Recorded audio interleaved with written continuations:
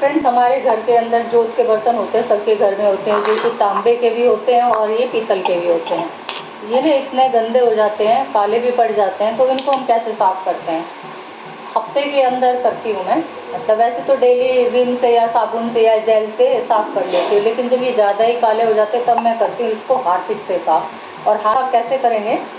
मैं इस कटोरी में थोड़ा सा हार्पिक डाल लेती हूँ और मैं दिखाती हूँ आपको साफ़ करके कि फिर ये कितने अच्छे बर्तन साफ़ होते हैं। थोड़ा सा लगा लेती हूँ इस जूने पर और जूने पर रगड़ के मैं आपको दिखाती हूँ, एकदम से साफ़ हो जाएंगे। अभी तो मैंने आपको दिखाया था ना, देखो ऐसे काले हो रखे हैं। और फिर अब देखिए ना, मैं थोड़ी देर में रगड़ के आपको दिखाती हूँ कि कितने अच्छे से साफ़ हो जाते हैं। अगर आपके भी बर्तन ऐसे गंदे हो रखे हो तो आप ऐसे साफ़ कर सकते हैं। इसको थोड़ी देर के लिए हम लगा के रख देंगे। जैसे जोत में भी लगा दिया और जो हमारी ये लुटिया है जल देने वाली, उसमें भी लगा दिया है। और चमत्कार ये एक बहुत अच्छे तरीके से सफाई हो जाती है इसकी। देखिए, ये थोड़ा सा इसको ऐसे फैला देते हैं। अंदर मैंने डाल दिया है इसमें हार्पिक, और इसमें थोड़ा सा पानी डालेंगे और इसको ऐसे घुमा देंगे इसमें, और घुमाने से ही अंदर से बड़ा बढ़िया साफ़ हो जाता है। अभी साफ़ करके दिखाती हूँ आपको। एकदम से चमकने लगी है ना। और अभी मैंने इस पर लगाया नहीं है, पाउडर लगाऊंगी तो और एकदम से हो जाएगा। अब ये भी काली थी, अब इसके अंदर भी थोड़ा सा डाल के मैंने थोड़ा पानी डाला इसके अंदर और इसको घुमा दिया। अच्छी ट्रिक है, अगर आपको इसको आजमाना चाहे तो आजमा सकते हैं। ये सिर्फ मैंने पीतल के और ये जो तांबे के बर्तन साफ़ करने के लिए रखा हुआ है, क्योंकि बाथरूम का हम यूज़ नहीं कर सकते, तो मैंने नई बोतल इधर ही रखी हुई है अपनी किचन के अंदर ही। आप ये देख रहे थे कि कैसे चमकदार होगी, पहले वाली में और अब वाली में कितना फ़र्क आ गया है। ये देखिए, जोत भी हमारी बिल्कुल चमकदार हो गई है। आपको ये ट्रिक मेरी अच्छी लगी हो तो आप भी आजमाना और मुझे साफ़ करके बताना कि आपके बर्तन कैसे साफ़ हुए। तो मैंने तो आपको साफ़ करके दिखा दी है। फ्रेंड्स, बर्तन ये साफ़ कर लिए थे मैंने जोत के, और अब मैंने लगा दी है जोत। और जोत लगाने के बाद चलते हैं अपने किचन के अंदर और बनाते हैं मज़ेदार सी चाय, और चाय पीते हैं। आप भी पी लीजिए सुबह सुबह की चाय। अब आ गई हूँ मैं बाहर अपने पौधों में पानी देने के लिए। गर्मी बहुत ज़्यादा हो गई है और अब तो पौधों को दोनों ही टाइम पानी देना पड़ता है। नहीं देते हैं तो फिर सूख जाते हैं। पौधों में भी जान तभी आती है जब पानी लग जाता है। अब मशीन लगा दी है, 3 दिन से मशीन नहीं लगाई। और धो लेते हैं अपने कपड़े। थोड़ा सा गर्म पानी भी मशीन में डाल दिया है, क्योंकि गर्म पानी से कपड़े बिल्कुल हो जाते हैं साफ़। क्योंकि बैठ के तो मेरे बस का रगड़ना है नहीं, तो मैं तो ज़्यादा सर्फ डाल देती हूँ, गर्म पानी डाल देती हूँ, कपड़े हो जाते हैं बिल्कुल साफ़। चलो जी, एक राउंड के कपड़े मैंने निकाल लिए हैं और दूसरे राउंड के अभी कपड़े ये चल रहे हैं हमारे। और साथ साथ पानी में से भी खंगाल लेती हूँ, 3-4 बार तो ये खंगालने ही पड़ते हैं, तब सर्फ निकलता है और हो जाते हैं बिल्कुल साफ़। और इसके बाद में फिर मैं इनको साथ साथ सुखा भी देती हूँ, क्योंकि तार मैंने नीचे ही बांधे हुए हैं तो कोई दिक्कत नहीं है। साथ साथ सुखाओ और साथ साथ धो। कपड़े धोने के बाद में फिर मुझे जाना है किचन के अंदर, और आ गई हूँ अपने किचन में। सब्जी बनाऊंगी आलू प्याज और कैरी की। सब्जी को अच्छे से धो लिया है और धोने के बाद में देखिए तैयार कर दी है। लेकिन प्याज इसकी इतनी तेज़ है, ये लाल वाली प्याज है। जो सफ़ेद प्याज होती है वो तो इतनी तीखी नहीं होती, लेकिन लाल प्याज जब काटो तो आंखों में आंसू निकल आते हैं। बहुत ही तेज़ प्याज है ये। सब्जी मैंने काट दी है, बस ये धो भी दी है मैंने और काट भी दी है सब्जी। अब इसको हम छोंकते हैं।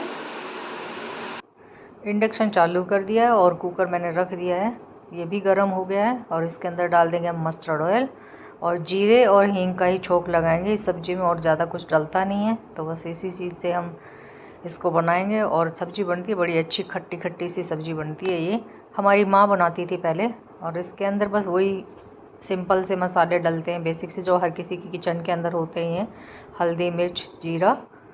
और देखिए सब्ज़ी का कलर कुछ ऐसा है। आपको कैसी लग रही है बताइएगा ज़रूर। अब इसमें ढक्कन लगा देते हैं। अब आ गई हूँ रूम के अंदर, चादरों को भी चेंज करना था और 2-3 दिन से चादर चेंज नहीं हुई थी। मम्मी डैडी का कमरा है, इसको अच्छे से साफ़ करते हैं। जब तक मेड आती है, मेड के आने से पहले ही सारे काम करने पड़ते हैं। डस्टिंग भी कर देती हूँ और चादर वगैरह भी सबकी सेट कर देती हूँ। सुबह सुबह ये उसके आने से पहले सारे काम ख़त्म हो जाते हैं तो ठीक रहता है, क्योंकि मैं फिर अपने दूसरे कामों में लग जाती हूँ। अब आ गई हूँ बाहर। बाहर वाले एक चारपाई डाली हुई है, उस पर भी मैंने चादर लगानी थी, वो भी मैंने लगा दी है। इसकी भी चेंज कर दी है और तकियों के कवर भी चेंज कर दिए हैं। सुबह सुबह डेली का यही काम होता है और ऐसा ही मेरा रूटीन होता है। बाहर तो कहीं जाती नहीं हूँ, तो बाहर का तो क्या ही मैं आपको दिखाऊं। अब आ गई हूँ किचन के अंदर रोटियां बनाने के लिए, क्योंकि मम्मी डैडी का खाने का टाइम भी हो गया है और ये 11 बजे के आसपास ही खाना खाते हैं, इससे पहले खाते नहीं हैं। सुबह चाय ले लेते हैं, फिर बीच में एक बार शेक वगैरह दे देती हूँ। तो 11 बजे मोस्टली सभी को भूख लगती है, तो फिर एक साथ ही इकट्ठा खाना बना देती हूँ। साथ साथ गरम गरम खा भी लेते हैं, और बना के रखने में फिर मुझे खुद अच्छा नहीं लगता, तो इसलिए मैं जब कोई खाता है तभी साथ साथ बनाती हूँ। बना के रोटियाँ मैं कभी रखती नहीं हूँ। मैंने भी कपड़े वगैरह धोए थे, तो ये सोचा कि अब खाना बना के ना फिर मैं भी साथ साथ खा ही लूँगी। हम 3 लोग तो ज़्यादातर साथ ही खाते हैं। मम्मी डैडी को देती हूँ पहले खाना, फिर मैं खुद खा लेती हूँ। बच्चों का तो जब मन करता खाते हैं, उनकी तो पसंद फिर अलग ही होती है। ऐसा खाना बनता है कि मम्मी डैडी हम सब खा लेते हैं, बच्चों का तो अलग ही होता है। और ये मेरे ही बच्चे नहीं, लगभग अब सभी के बच्चों की पसंद भी अलग ही होती है, क्योंकि बच्चे तो घिया तोरी वगैरह तो कुछ खाते नहीं हैं। और मैंने भी अपना खाना ले लिया है और अब खाती हूँ, और मम्मी डैडी को भी दे ही दिया है मैंने खाना, सब ख़त्म कर दिया है। अब बीच में पानी मांग रही थी, तो फिर मैं उनको पानी देने के लिए चली गई थी बाहर। अगर किसी को रोटी लेनी होगी तो ले लेंगे, नहीं लेनी होगी तो नहीं लेंगे। ज़्यादा रोटी वैसे कोई खाता नहीं है, मम्मी डैडी भी 2-2 रोटी खाते हैं। डाइट अब सबकी बहुत कम हो गई है। पहले के लोग तो खैर खाना बहुत ठीक ठाक खा लेते थे, अब तो बहुत ही कम हो गया है। और वैसे भी देखो बुजुर्ग हो गए हैं, तो इतना ज़्यादा खाया भी नहीं जाता है।